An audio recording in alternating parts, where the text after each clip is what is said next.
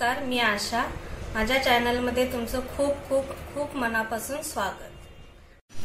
आज आपण बनवणार आहोत साबुदाणा वडा. आपण हा साबुदाणा वडा नाश्त्यासाठी किंवा उपवासासाठी खाऊ शकतो. चला तर बघूया आपण कसा बनवायचा. साबुदाणा वडा बनवण्यासाठी मी साबुदाणे भिजत घातलेले आहेत. 4 ते 5 तास मी हे साबुदाणे भिजत घालून घेतले होते. असे काढून घ्यायचे ताटामध्ये.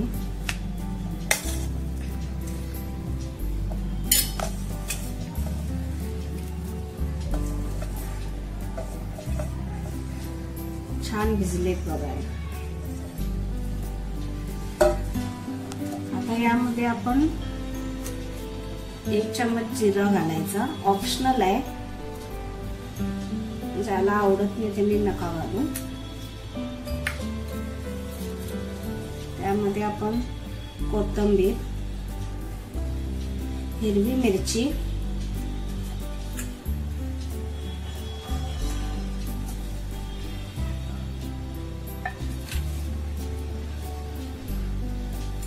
आणि हा शेंगदाण्याचा कूट करून घेतला. शेंगदाणे भाजून ना असे बारीक करून घेतलेले आहेत मिक्सरला. हा आपण यामध्ये घालून घ्यायचे.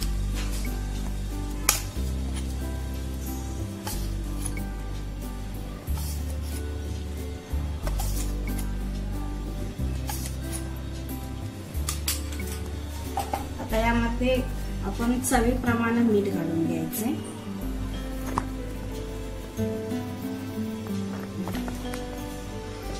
आणि आपण असे हे बटाटे आहेत, हे बटाटे आपण शिजवून त्याची सालं काढून घेतलेले आहेत, चांगले उकडलेले आहेत बघा. आता यामध्ये आपण मॅश करून घालायचे.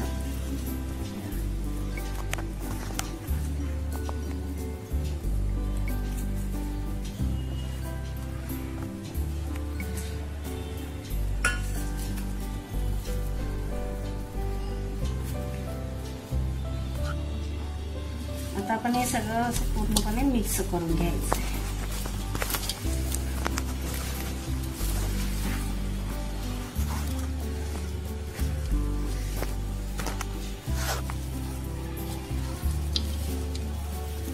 हे सगळं एकत्र असं मळून घ्यायचं.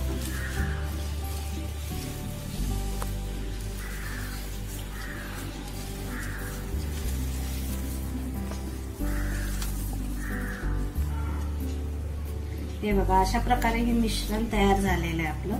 आता आपण वडे बनवायला घेऊ. असं थोडंसं पीठ घ्यायचं, असं हे थोडंसं असं चपटा करायचा वडा.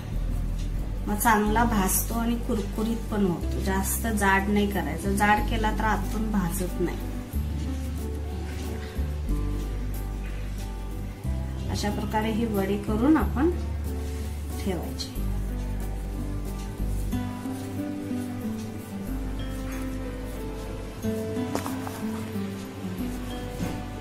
हे आपण नाश्त्यासाठी पण बनवू शकतो.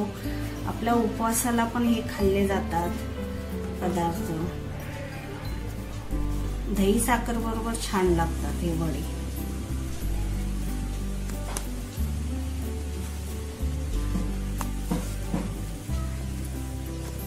असे सगळे वडे पूर्णपणे आपण बनवून घेऊ.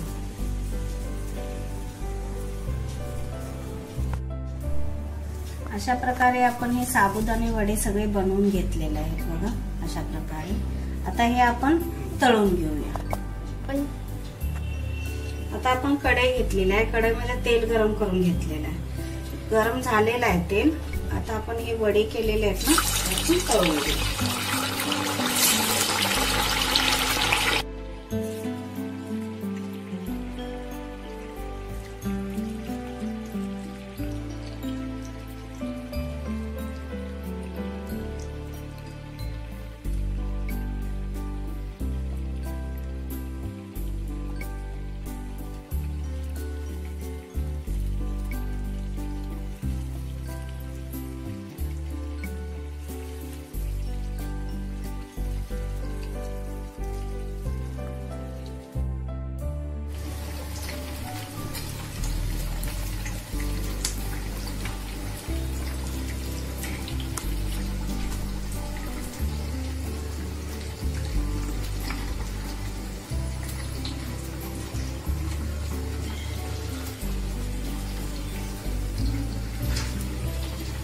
चांगला लालसर कलर येईपर्यंत आपण हे भाजून घ्यायचं.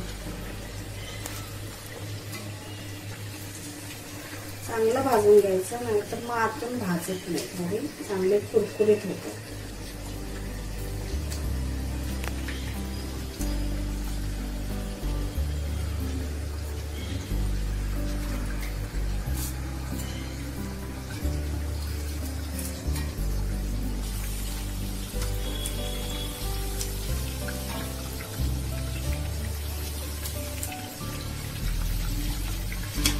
लालसर झालेले आहे थोडेफार, अजून थोडेसे लालसर झाले पाहिजे, चांगले कुरकुरीत होतात.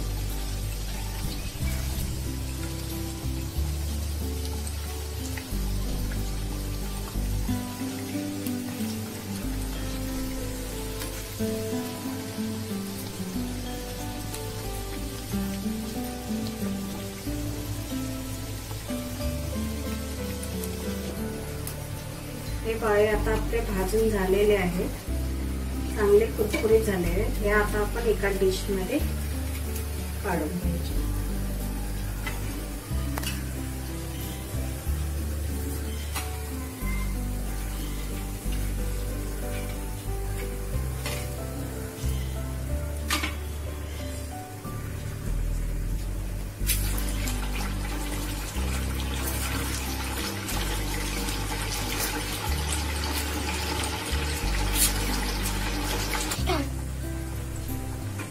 हे पण छान असे भाजून घेतलेले आहे.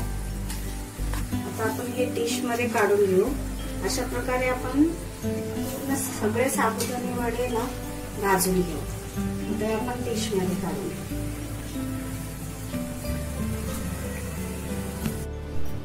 अशा प्रकारे आपले साबुदाणा वडे सगळे आपण तळून घेतलेले आहेत. बघा किती छान सुंदर कलर आलेला आहे आणि याचा स्मेल पण छान येत आहे, एकदम मस्त आणि कुरकुरीत झालेले आहे. हे आता आपण एका डिश मध्ये काढून घेऊ. आपण हे डिश मध्ये काढून घेतलेले आहे. बघा किती छान सुंदर कलर पण आलेला आहे याला.